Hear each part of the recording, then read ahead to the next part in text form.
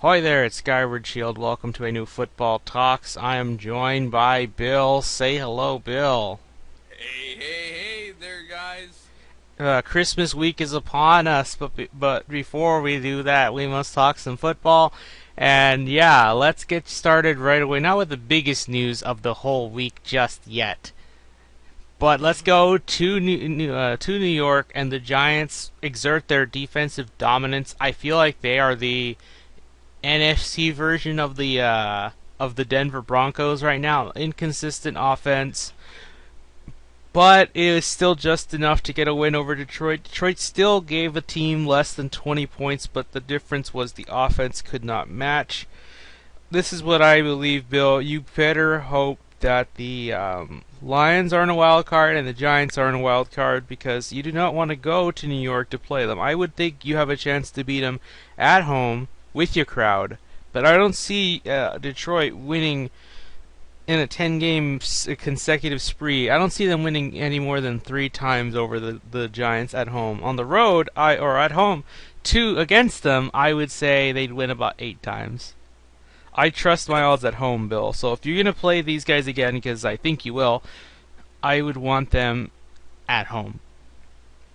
it's possible. Uh, Overall, though, really, the big issue wasn't, really even the big storylines going into the game. The cold, oh, we're a dome team. That had no outcome on. That had no bearing on the game. It didn't determine the outcome for the Lions. Basically, what determined the outcome. Even the crowd was really a non-factor. Most of that was a non-factor. The big thing that the Lions couldn't do is run the football and run the football effectively. They And miss Theo the Riddick. yeah, they miss Theo Riddick, they miss Amir Abdullah, and the biggest issue is that the whole game changed on one play, and it really gave the New York Giants a lot of confidence going through the game. And it was when uh, the Lions were driving down the field, and they were in a goal to go situation, and Zach Zenner fumbled the football. And not only did that not instill confidence in your running game, which there is no running game for Detroit, but it gave the New York Giants all the momentum in the game. You want to know And it was like what play I think was the big play of the game? It was actually when Golden Tate could have ran it to the house for I don't know how many yards exactly, but I think it was Janoris Jenkins or someone, I'm not sure. It was one of the secondary players. He chased Golden Tate, who's very fast, caught up to him and tripped him up, so he couldn't run to the end zone. If he made it all the way, I think this would be a very different game. right.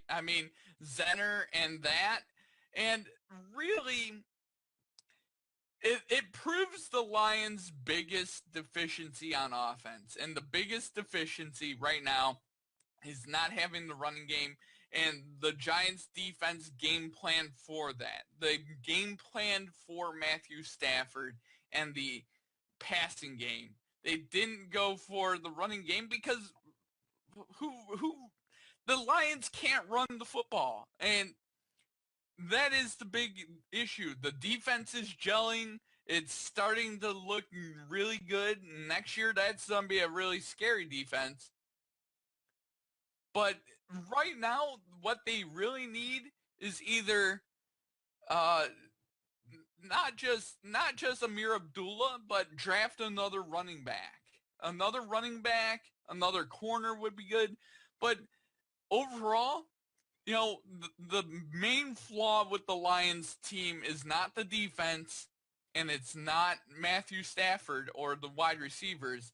It's the running back position and a little bit of the offensive line. Yeah, I would still think that in your draft you get a secondary player, you get a corner, because I think they're short on corner because Darius Slay got hurt trying to cover Beckham, and I think losing him might have cost them the game. There's a lot more to that, but that touchdown for Beckham was ugh. I really don't like it. Like, oh yeah, look, the one-handed wonder. All he needs is one hand to do everything. Oh no, stop. Oh man. See, But I don't know much else to say aside from the defense still held them to less than 20 points, which is still. I mean, honestly, when I think about it, is that really a big win against the Giants? They're like Eli was missing so many throws. He was underthrowing a lot. His arm is a weakness. That is probably the only thing you could exploit. You have to take a risk reward thing where you could just drop a corner or a safety low so they could try and pick him off because he's going to underthrow most of his deep shots, which I don't think he'll take as many deep shots in the playoffs. right. And the other thing with Eli though is he was throwing balls at Lions corners and safeties, and the Lions were just dropping surefire interceptions as well. I mean, but overall, a well played game. It really wasn't. The referees were really good. We had the Except good for referee one crew. thing. There's one thing I don't think you saw about this, Bill. There was a catch that Odell Beckham missed. The ball didn't even hit him. It hit the floor and hit him then. Right. But he looked like he Oh, made a diving catch, but the refs counted it.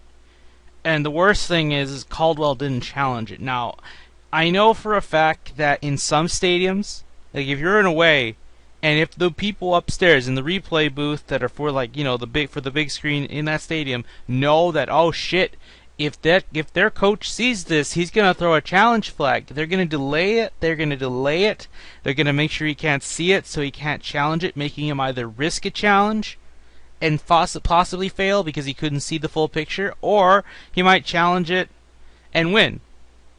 right. That's a I thing that's mean, been done before. I remember they used that once against Andy Reid, and he had to take a shot. I forget when it happened or where it happened. I want to say it was against a rival, but that was a thing. No, it wasn't against Andy Reid. It was against when Buffalo went to play the Chiefs and Andy Reid last year. Not this season, but the last season. He wanted to throw a call, but Arrowhead Stadium did not want to show the replay. So right. that might be the only excuse I could hear from him. But other than that, he should have thrown it because he would have won. And by the way, that was the same drive the Giants scored the touchdown to Sterling Shepard. Right. I mean, overall, overall, I honestly believe, Jim Caldwell is a traditionally a 10-6 coach per year. You know, he's not get you 10 wins. He's nothing special. Nothing like a Bill Belichick that you could almost bank on a 14-win season per year. But, he's better than the norm. And overall, I feel like I don't know if that's gonna be able to be enough to save his job, especially if the Lions don't make the playoffs with the team that they're starting to build. And so I mean, it's still a very hot seat for Caldwell, and I don't feel like a lot of people are thinking that.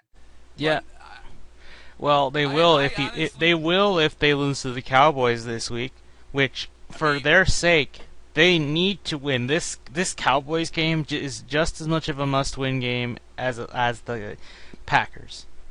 this is a must-win game, and the Minnesota Vikings need to treat the Green Bay Packers like a must-win game. So, I mean, hopefully, that sort of stuff happens. Yeah, But although overall, the game was lackluster. I'm not sure now. I know we're not talking about all the games yet, but I mean the Vikings just gave up. They gave up against the Colts. They threw that game away, which is sad because they look. I know that they could still theoretically make the playoffs, and they should be playing like they have have a shot. But they do need a lot of things going the way for that to happen. But still, the fact that you let the Colts walk all over you, and when you're down 34 to nothing, you're making field goal attempts and not going for it on fourth down. That's an embarrassment to the crowd. If I were in the stands, I would demand a refund because that was not a game that I would think is satisfying. When your team gives up, that is just horrible. I know that people love the Vikings and people love Mike Zimmer, but come on, Zimmer, you need to not let your team give up like that. You need to make them keep playing until it hits 0 on the clock. Yep. Even when it's an unwinnable situation, you play to win, you play to put up points. You don't play to roll over like a little bitch and just let the team score more touchdowns over you. Your defense is better than that. You've seen the best that your defense could do. Your defense can contain offenses. It could make them have trouble. We saw what you did to the Cowboys. You could do that to the Colts even easier because they don't even have a good offensive line. The Colts are one of the most inconsistent teams because at one point they'll drop a fucking 30 bomb on you, and then in another game they'll just choke hard. So Very true. that was an embarrassment. That's why I'm not sure if I want to pick the Vikings against the Packers because I feel like they're going to lay another egg and just roll over for the rest of the season. Maybe they'll try for the Bears because the Bears are a bad team, but the Bears are still playing for their coach at least. But anyway, let's move on, Bill, to perhaps the biggest news, biggest game of the week. Not in terms of just playoffs, but just for the whole league in general, because I'm talking about the Texans game hosting the Jaguars because Tom Savage is fucking real.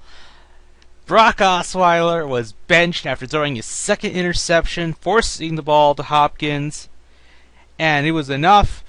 Bill O'Brien had to make the move. I say it's late, but better late than never, I guess, if I want to look at it optimistically. I honestly wish he benched him at around week 9 or so, at the bye or after the bye, but I'll take it now. I'll take it because now Osweiler had to lead the Texans to a comeback against 13-0 and finished the game 21-0. I mean, the only one caveat is that he was only able to score one drive, although to be fair, I want to put that on the Texans coaching because 2nd and 3, what should we do? Let's try and throw the ball. Even though and then on third and 3, because we missed the pass, it looks like we're going to run. Let's run. And we get stuffed. I wonder how they saw that coming. Okay.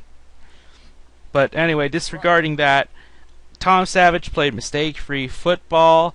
He didn't throw an interception. Nearly did, but he didn't. And yeah, good passer rating. Much better passer rating than Osweiler could ever have. And he was able to get the ball to DeAndre Hopkins, which I don't know why they were challenging Jalen Ramsey, but somehow in the end it was a win. And I have things to say about Jalen Ramsey being salty, but we'll get to that later. So, Bill, how does it feel? How are you feeling after now they finally benched Osweiler? I mean, I could see it coming. You know, I mean, Osweiler was a train wreck in that game.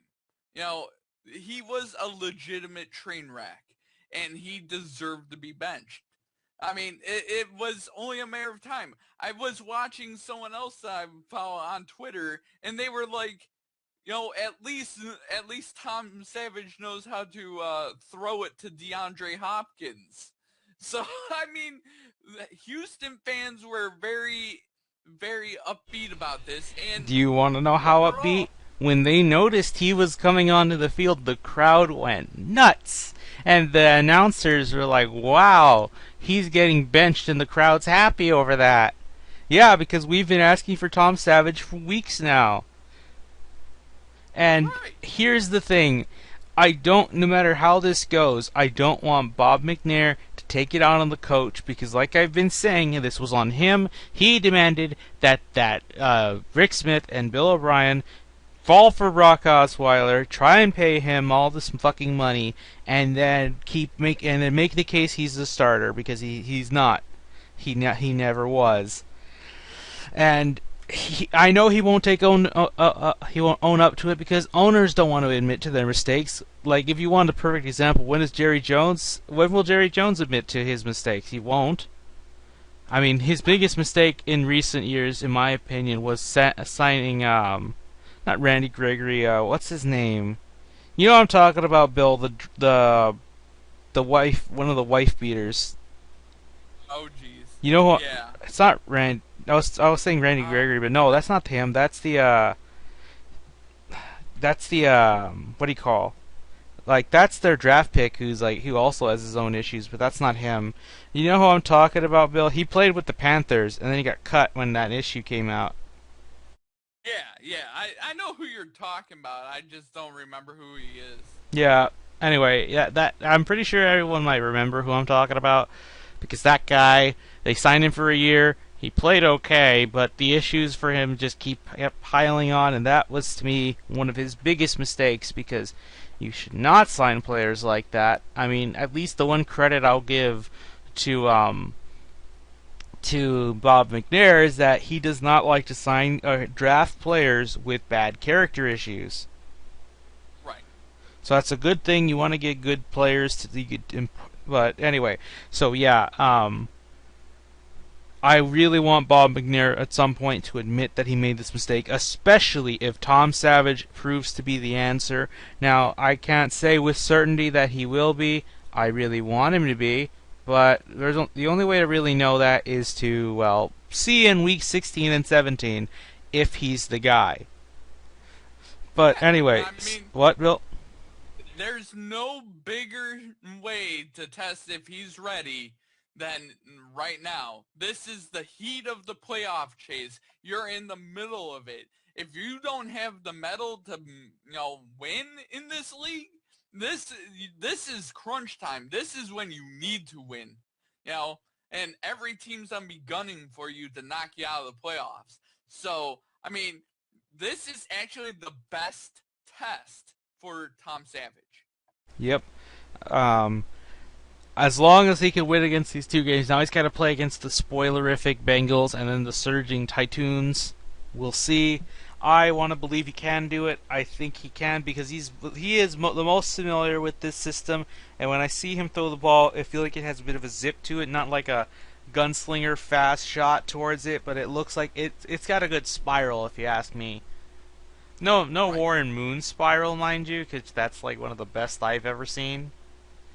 But Oh yeah. I think the ball looks confident when it moves. You know where it's going to go.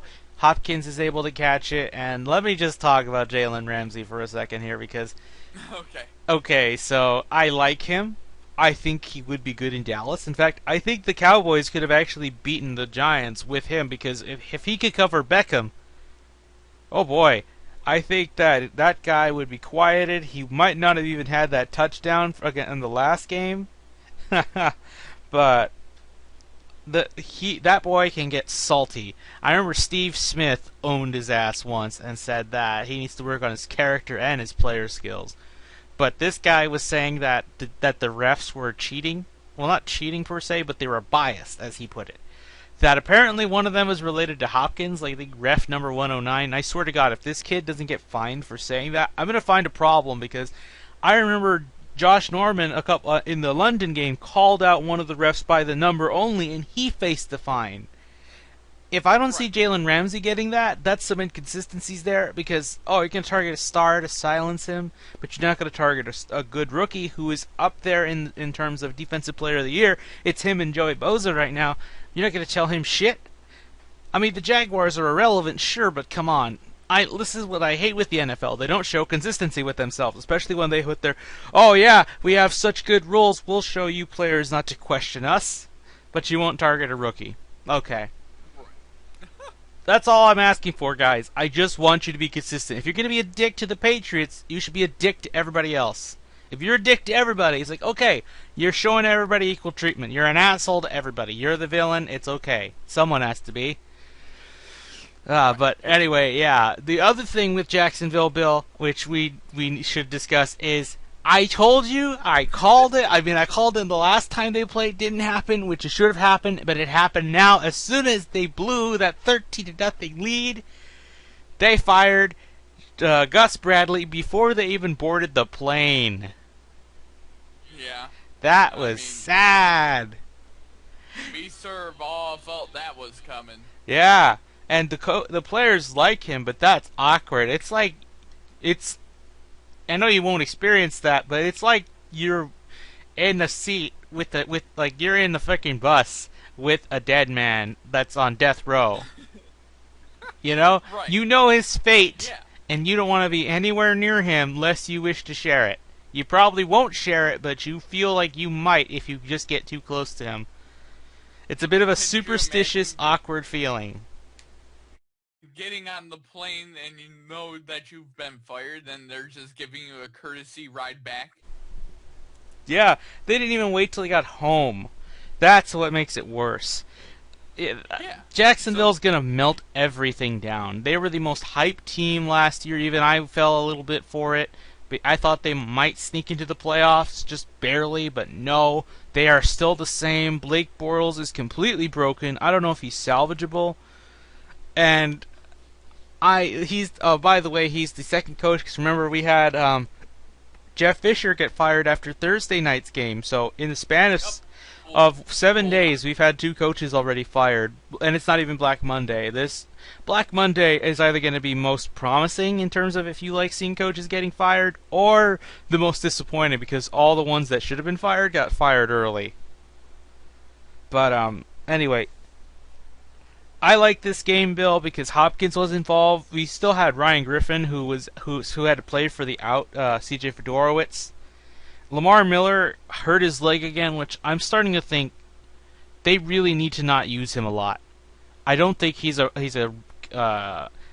work cow like say Ezekiel Elliott or DeMarco Murray. He can't carry the load. I think that's why Miami underused him because he was not for that.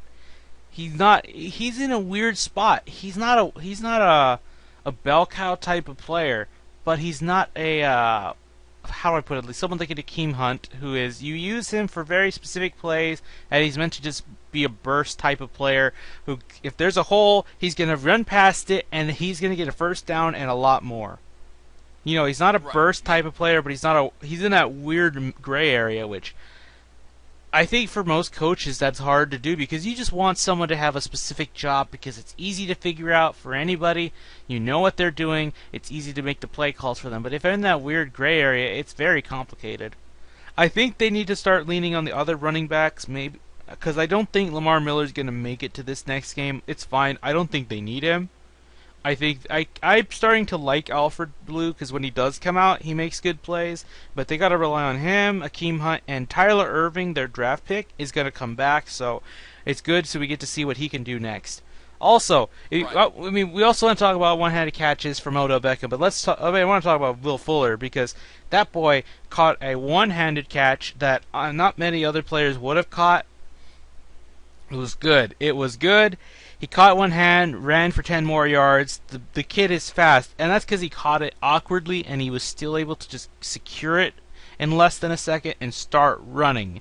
This boy's fast. I can't wait to see him improve over the course of the next few years because I think as long as Savage is playing the way he is, good mistake-free football, because you see I don't know if you saw some of his throws, Bill. His first throw out of the gate was a 30-yard pass to a just picked up off the streets player. I think Wendell Williams.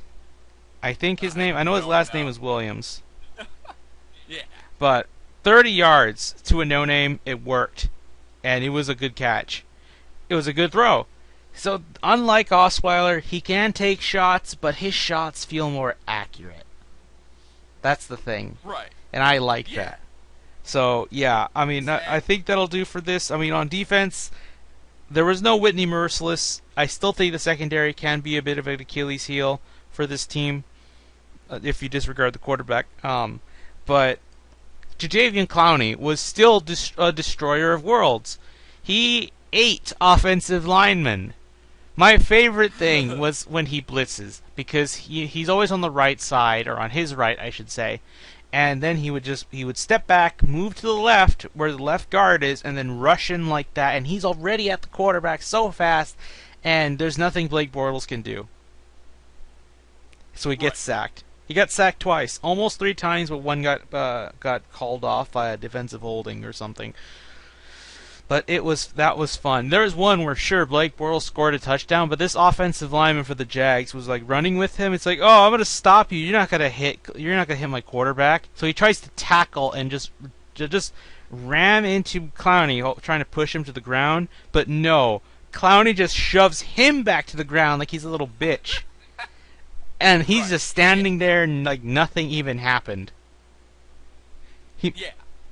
I am liking Clowney, Bill. You see, if they rested Watt properly and they didn't start him till let's say week 5, I think he'd be playing, because you would have given him not just the time to properly rest. Because here's the thing, with injuries like that, I wouldn't want to start a player the minute they say yes they can play. Because to me, it's like yes they can play, but it's just right after they hit that. How do I put it? You just got off your injury bug.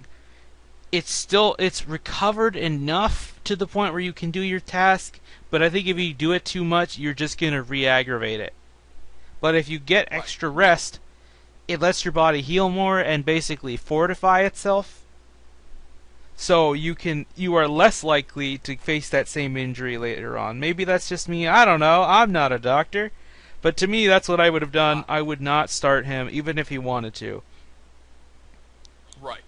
But anyway, the other thing the other thing is I still like Benardrick McKinney as well, because I swear the first 2 picks that the Texans make always have so far been successful, and they're just getting better. I like that. These good draft picks are going to show up, and eventually you can have a Seattle Seahawks type of defense where you have star-studded defensive players. You know, like you have the Legion of Boom because you had Earl Thomas, you had Richard Sherman. And then on the front lines, you had Bobby Wagner, you have Michael Bennett. Right, yeah. You have all these good players on there, and what would happen if all these players became good names for the Texans? Look who you have. You have Clowney, you have Merciless, you have Watt. That's a 3-man rush who could require 5 offensive linemen to contain. And it's worked. Right, exactly. 3-man rushes with those 3 have actually produced sacks. No other team, I don't think many other teams could do that. I don't even think the Broncos could do that, even with Von Miller and DeMarcus Ware. No. And then you have Kareem Jackson, Jonathan Joseph, Kevin Johnson, Benardrick McKinney, and John Simon, and Brian Cushing. That feels like a great star-studded team right there.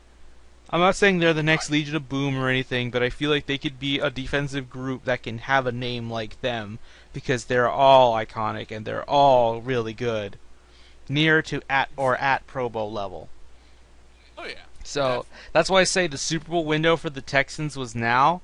I think next year is their last shot, so let's hope Tom Savage can make the step so Houston has a shot at it, because I feel like they've been long overdue, and you don't want to let Watt, the greatest defensive end you'll ever see, not get a ring, because that's a shame. That's a shame to the world, if you ask me. But anyway, Bill, let's move on. Let's talk about some throne of ease, the Patriots. This was perhaps the most defensive game that the Patriots have had to play, and their offense was the least productive, but guess what? So was the Broncos. The Broncos' defense played well as best as it could, but here's the difference, Bill. The Patriots were healthier a bit. Sure, you lost Gronk, but you know what? You had a good offensive line, compared to last time, because you lost everybody. I think they didn't have any of the starters that they had for the season, for most of the season in the AFC title game. And you have a run game. You don't have any old players running for you who could only run for like half a yard.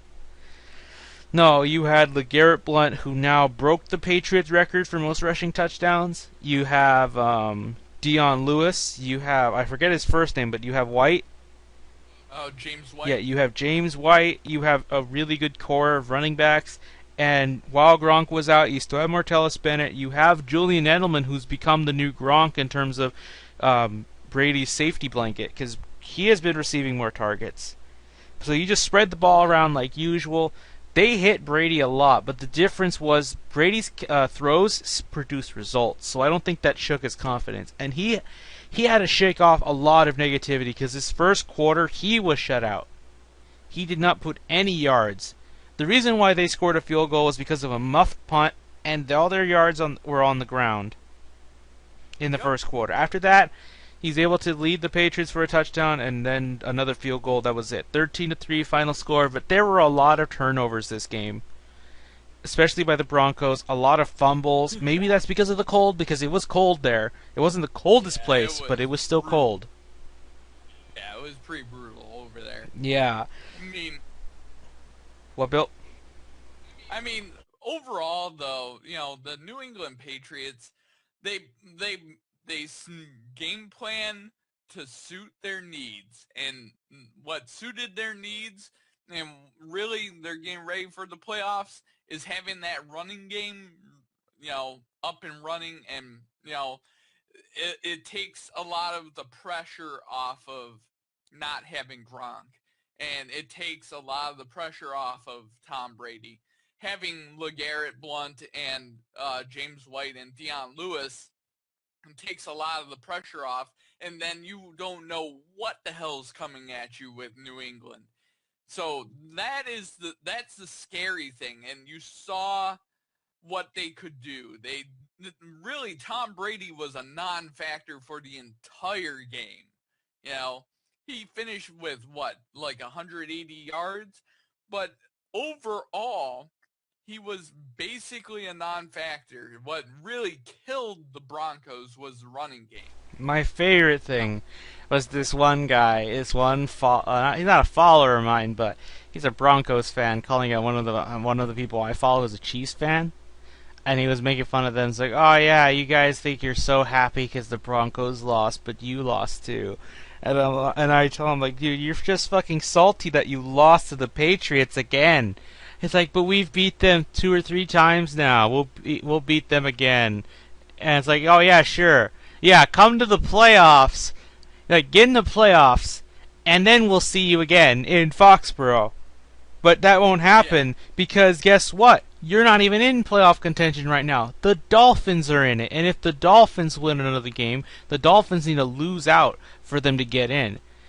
The Denver Broncos need to win out, and then they need help. They need the Dolphins to lose. They need either Baltimore or Pittsburgh to lose some games, because they cannot let either of those two get in their way, because the Chiefs are going to get in the playoffs, and you're probably going to lose to them on Christmas Day, because you're going over there. You should have won at home. You needed to win at home, because your rivalry and your talent are pretty much, you're going to split the games.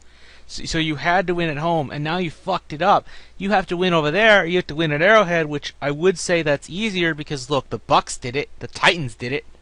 So surely you could do it. But I don't trust their offense. That's the thing. Simeon, I don't think is a problem. I just feel like without their run game, they're fucked. Kubiak's offense I know well because it is dependent on mobile QB play.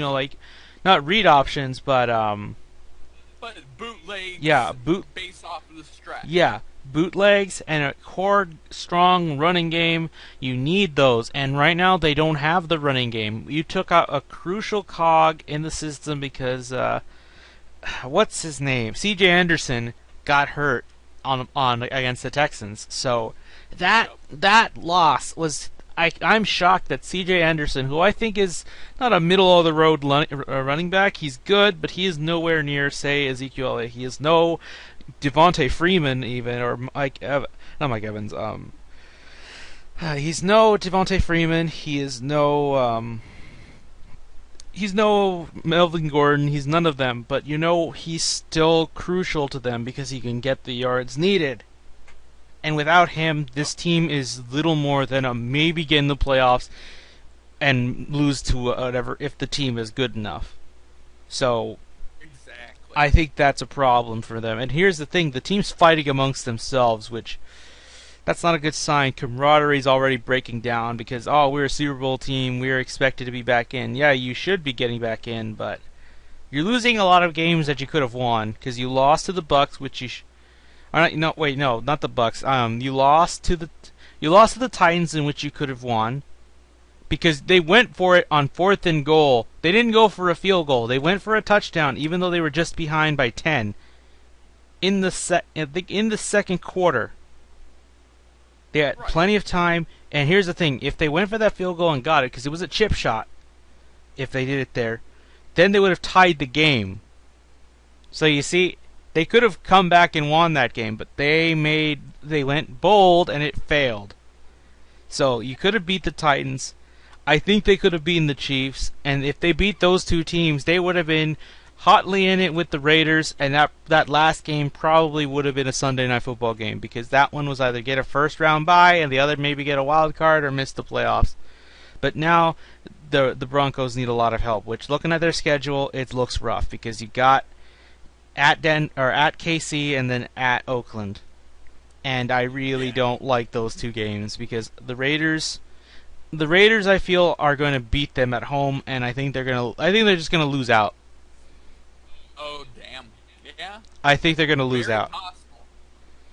Well, Very possible. and here's the other thing: the Patriots have now secured they have won the NFC East and they have secured a first round bye. If the Raiders and the Chiefs lose a game at all, I think that the Patriots will clinch home field advantage. However, if the Patriots lose a game and the Raiders win out, the Raiders would actually get home field advantage.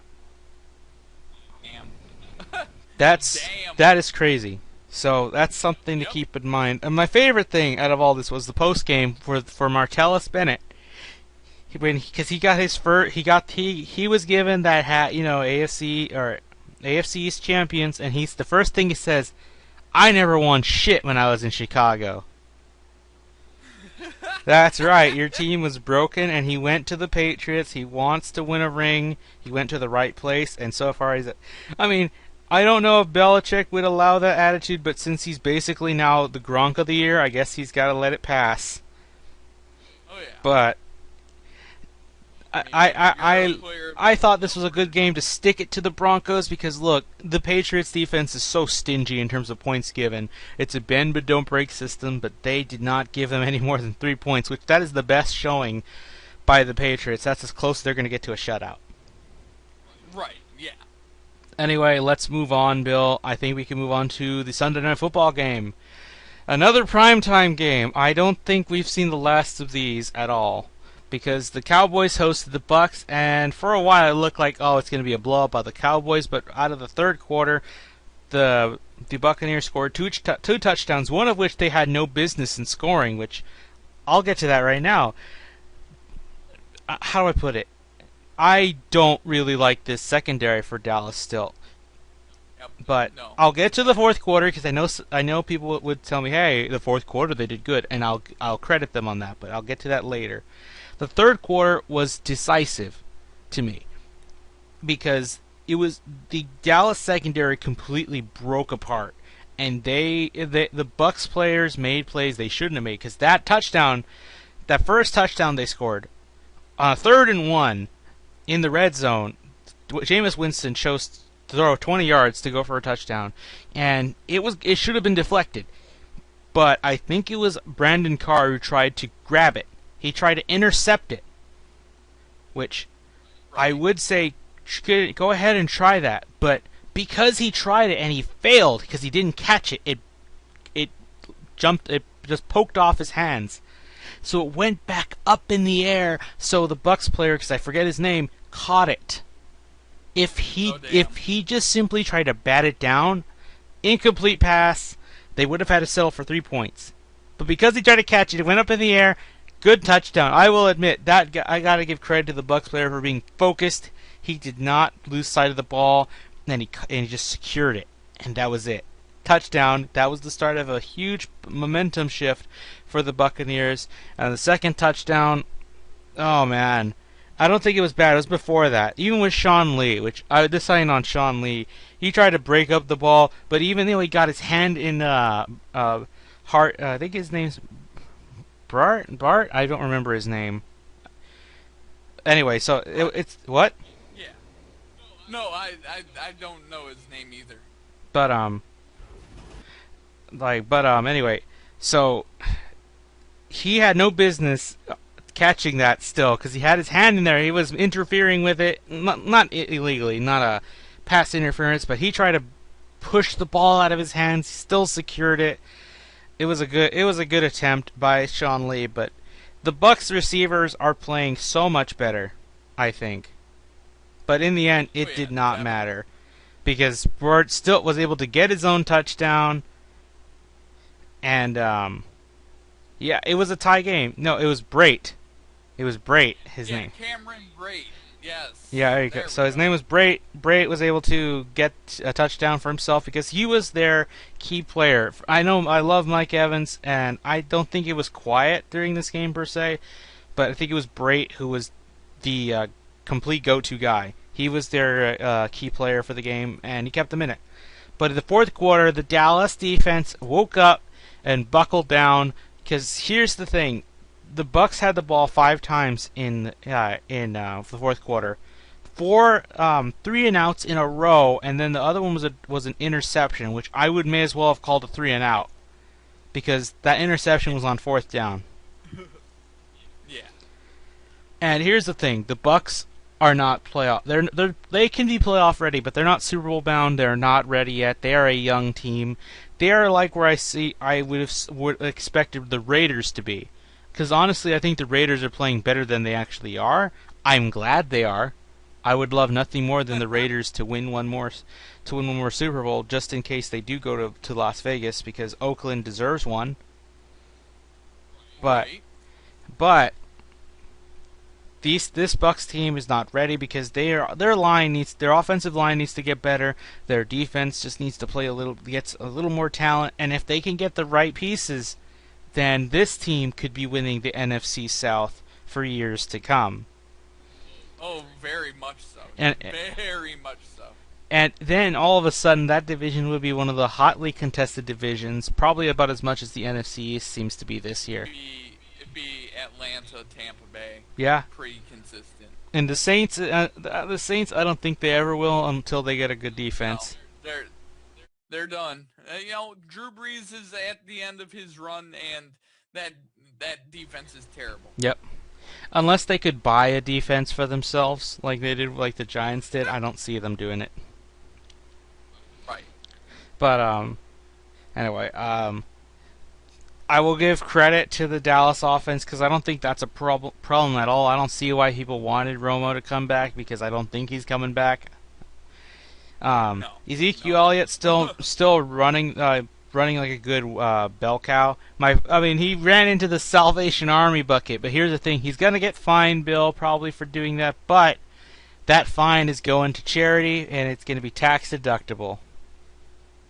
Right. I mean, the other thing is I just don't understand why you fine a guy for jumping into the Salvation Army bucket, which is a giant advertisement. There's a camera following him as you see the Salvation Army logo, which is a good thing. The NFL should not fine Ezekiel Elliott for that at all. I don't care what the rule states. Fun fact: the charity's donation rate has spiked since then. Exactly.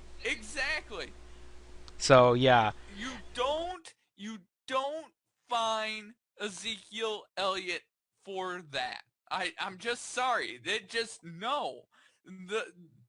That's free advertisement for a charity that needs it.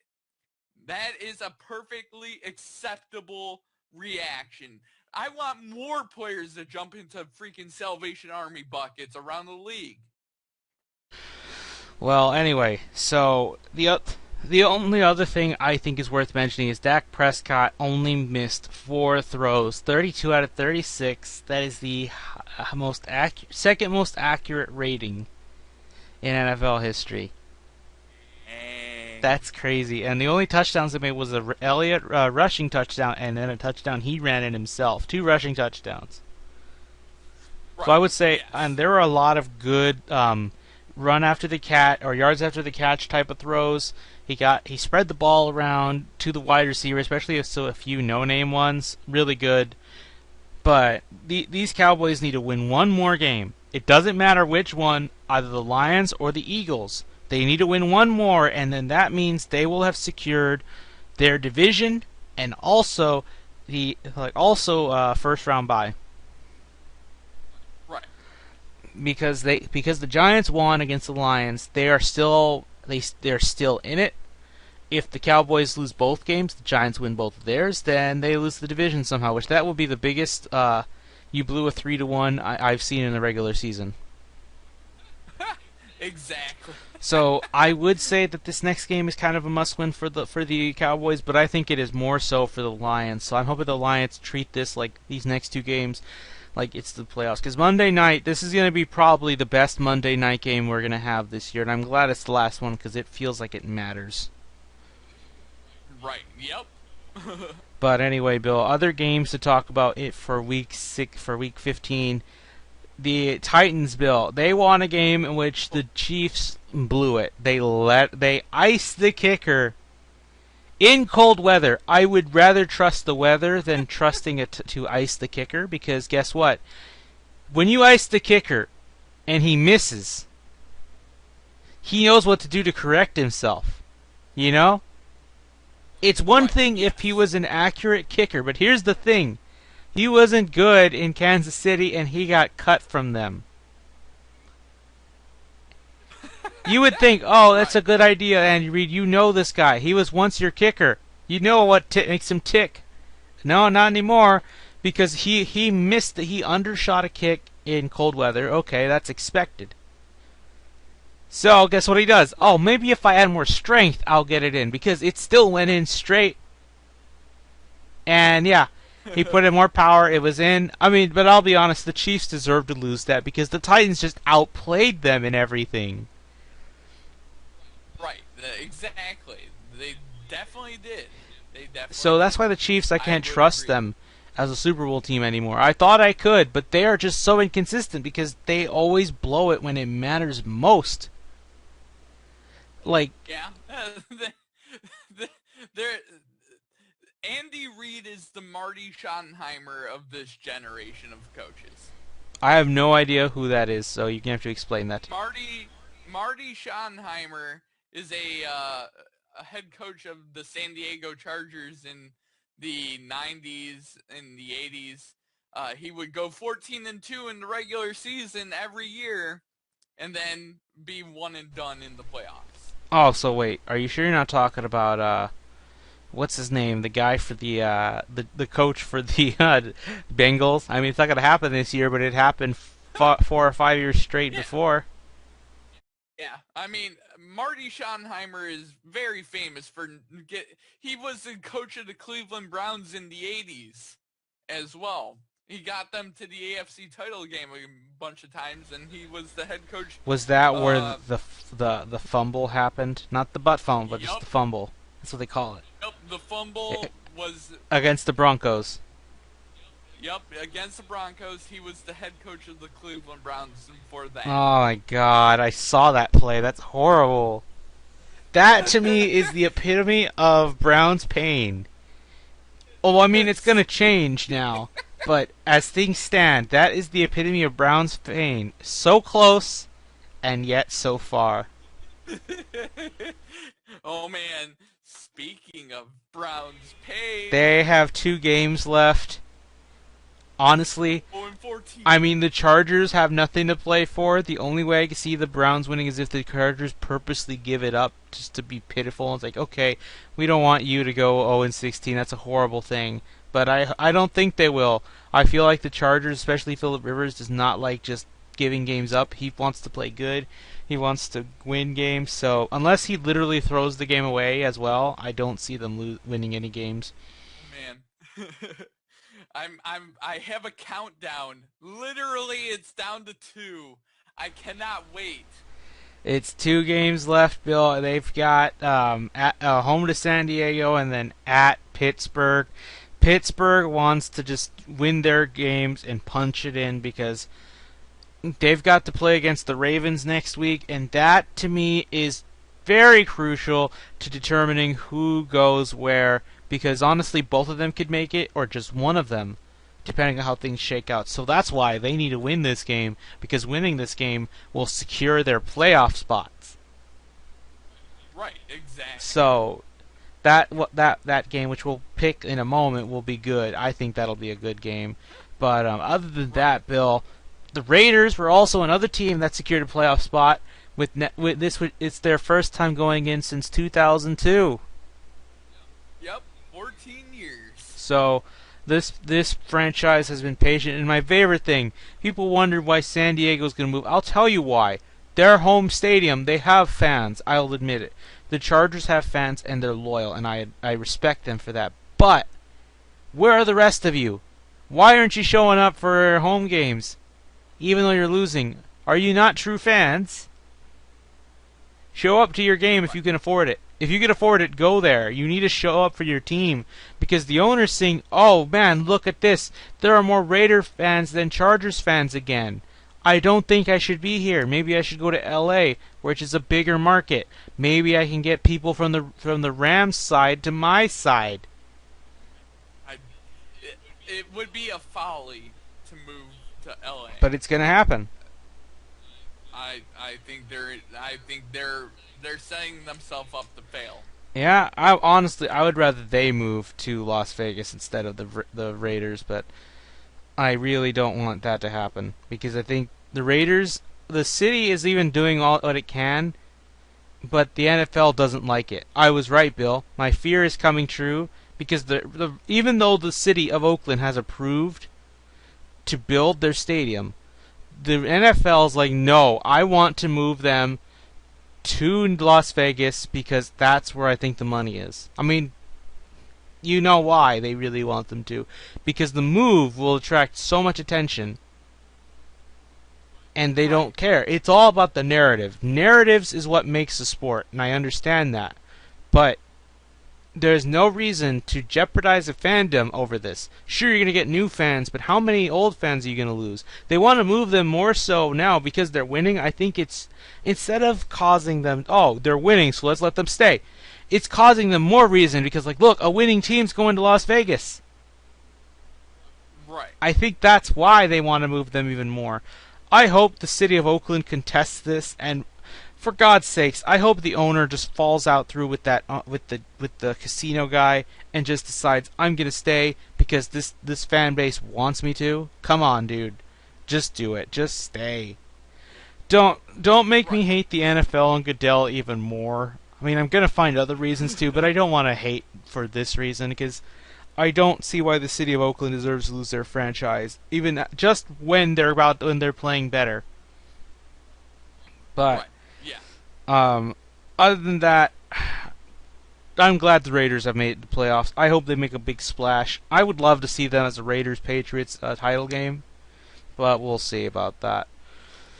I think that'll do it, though. I mean, I already mentioned the Colts just proving to be inconsistent. My favorite thing was CBS was trying to point out the Colts' strengths and the weakness and the Vikings' strength and weakness at halftime. For the Colts' strength, they put 3 question marks because nobody can figure out this fucking team. Because one minute they're playing like the 2012 Colts in the playoffs before they went to the Patriots, play the Patriots in the AFC title game, and then another game they're playing like they have no good. They don't even know what they're doing. They're playing like a confused high school team. Right. Yeah. So I don't understand this Colts team. I really hope Chuck Pagano loses his job. But actually, no, I hope he keeps it because the longer he stays, the worse they get.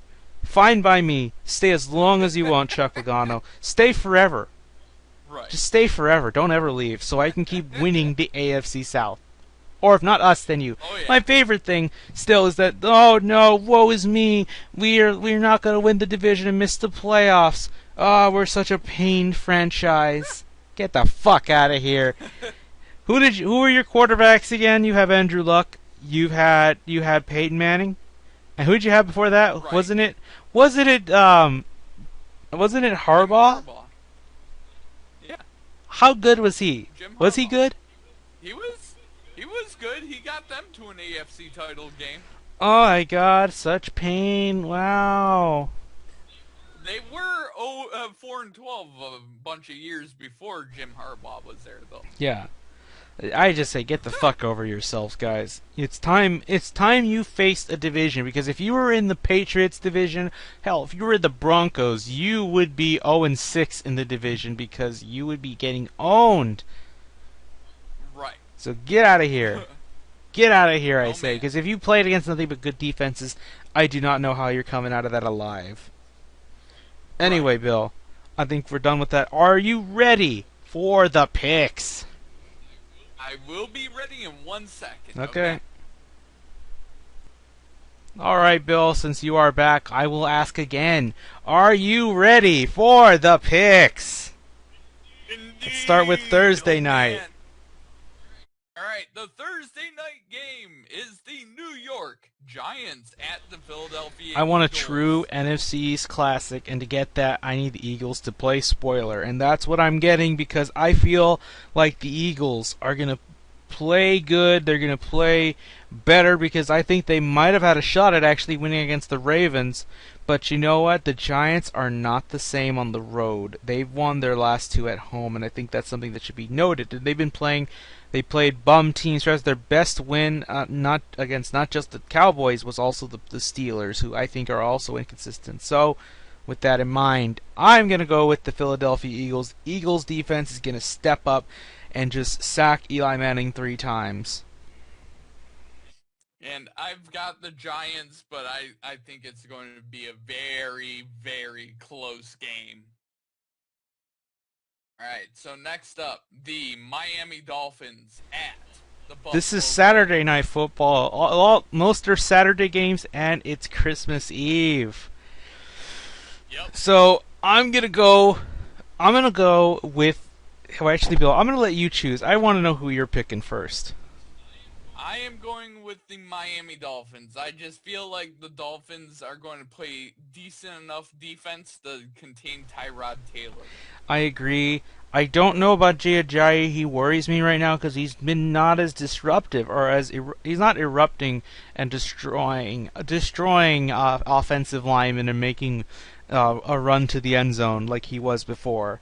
So this is a problem Right. for them. But I still want to believe that this defense is playing better because there's a shot at the playoffs. I think Ndamukong Suh is going to knock out Tyrod Taylor because did you see him knock out him and Cameron Wake knock out Bryce Petty? That hit looked so intentional. It was Yeah. bad, and he's not going to get fined for that. I mean, now if it were Aaron Rodgers, I guarantee you, oh yeah, he'd be getting fined and Oh, suspended. definitely. But anyway, so yeah, I'm gonna go with the Dolphins as Next well. up. All right.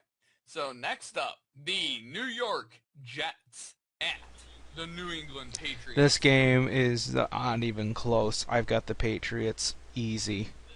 This is a blowout Patriots easy win.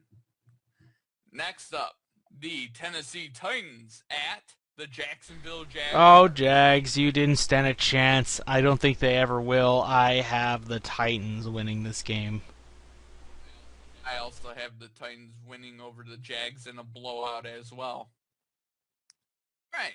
Next up, the Minnesota Vikings at the Green Bay Packers. I'm gonna pick the Vikings, although I just have this feeling they're gonna give it up as well. I think they're gonna give up all their games now. I don't know why they're playing with no confidence. Come on, play spoiler. Play hard against the Packers. Wouldn't it be wonderful for you to get a shot at Green Bay and be responsible for them missing the playoffs? I'm just saying, I think that'd be pretty cool. I would love for that to happen. That's why I'm picking them. I got the Vikings. All right, Bill. Next up. Uh. Next up, the San Diego Chargers at the Cleveland Browns. I understand people think that the Chargers have nothing to play for, but they do. I think they want to play for their coach. I think they want to play for the city of San Diego, even though they're not there. And the fans never show up. That's on them. But I'm going to pick the Chargers because I just don't know how they're going to... Unless they literally give the Browns a win for Christmas, I don't see them giving this one up.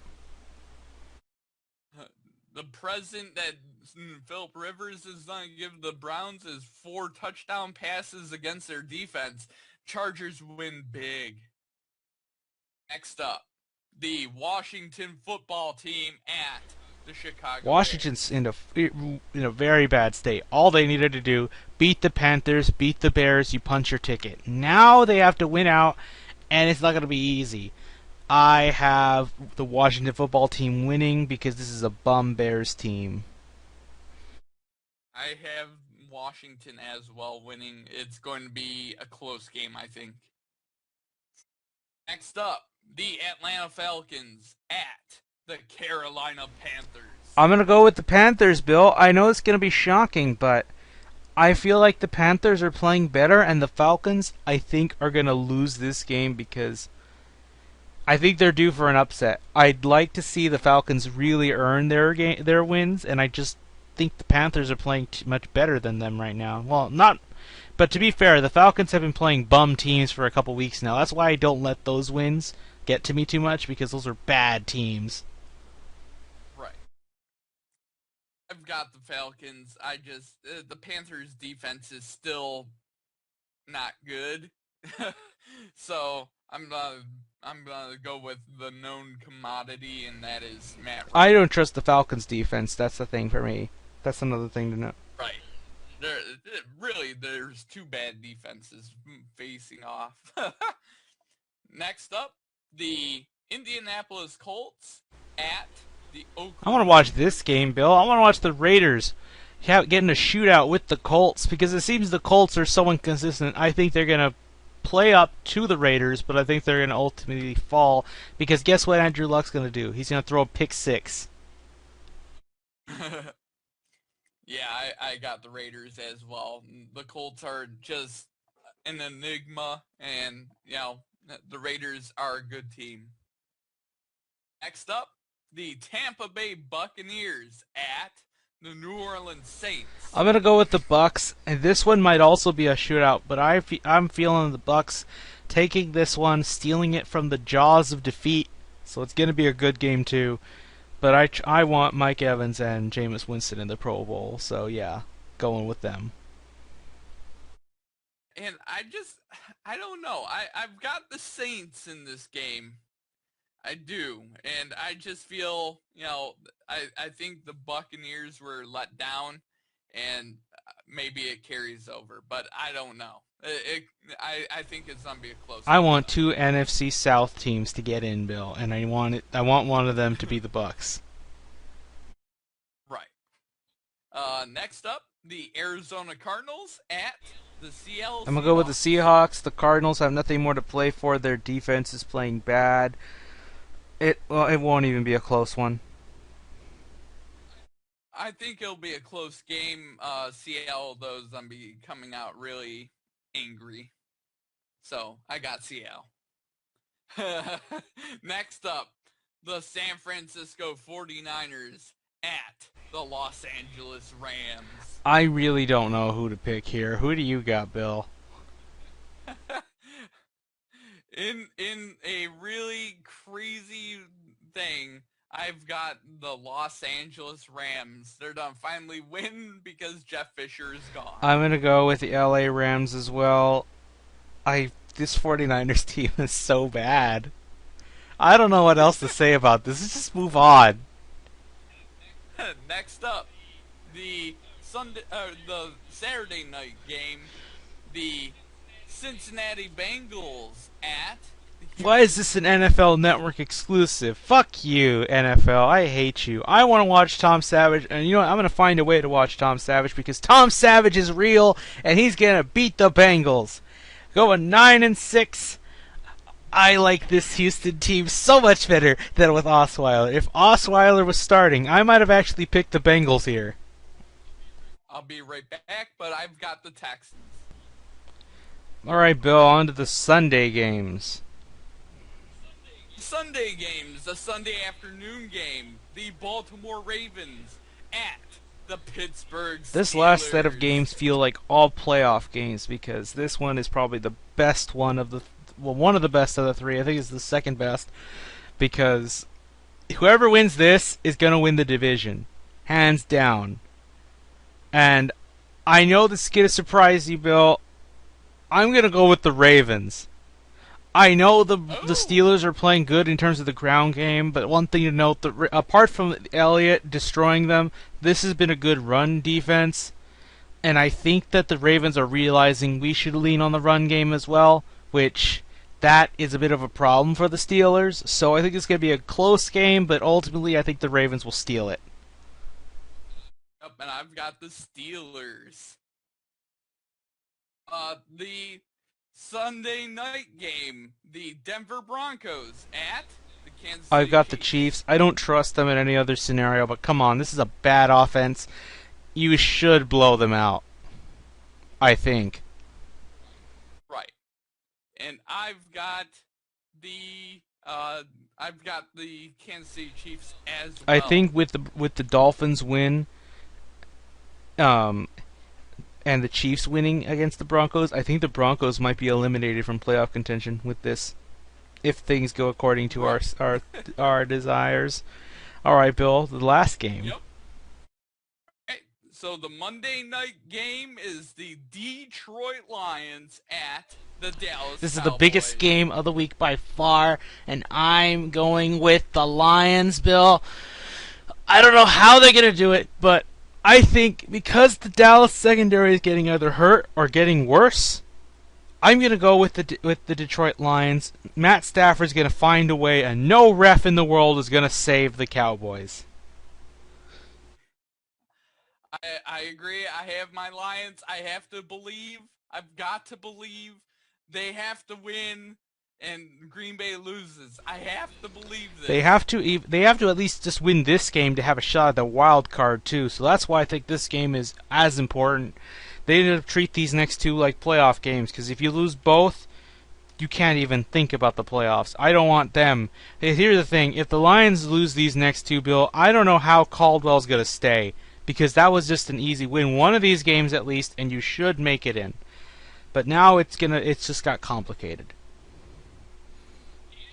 And there is no Thursday night game Yeah, after that was the that. last one, so So, we're all good. All games are going to be on Sunday next week. All correct. right, then. I think that'll do for this one. Next week will be the final week of the regular season, Bill. We're already getting to playoffs. Time feels like it's going so fast. And actually, those It games will does. be in 2017, so we will see you at the end of 2016. Oh man, damn. Yep, so, yeah, see you at the end of the year.